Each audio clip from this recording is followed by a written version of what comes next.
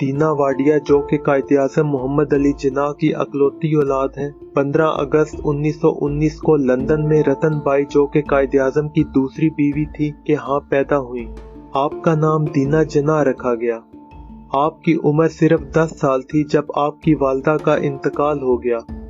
कायद-ए-आज़म को अपनी बेटी से बहुत प्यार था, लेकिन वो अपनी मसरूफियात की वजह से दीना जिन्ना को ज्यादा टाइम नहीं दे सकते थे। इसीलिए उन्होंने दीना जिन्ना की तमाम जिम्मेदारियां अपनी बहन फातिमा जिन्ना के सपुर्द कर दी।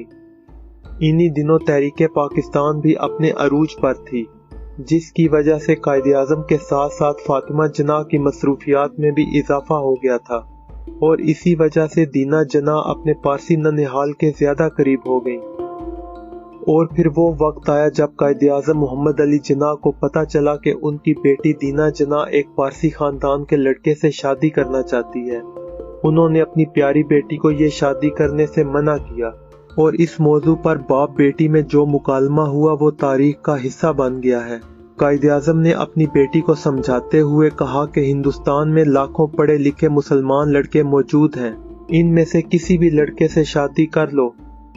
जवाब में बेटी ने कहा कि हिंदुस्तान में लाखों खूबसूरत मुसलमान लड़कियां थीं, लेकिन आपने एक पारसी खानदान की लड़की से ही क्यों शादी की?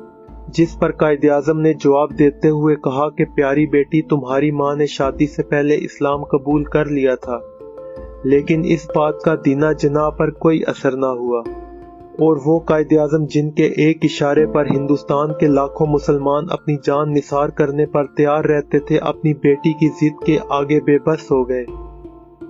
इस तरह दीना जिन्ना ने 1938 में नेवल वाडिया से शादी कर ली और वो दीना जिन्ना से दीना वाडिया बन गई। कायद-ए-आज़म मोहम्मद अली जिन्ना ने इस शादी में शिरकत नहीं की और साथ ही अपनी बेटी से मिलना जुलना भी कम कर दिया।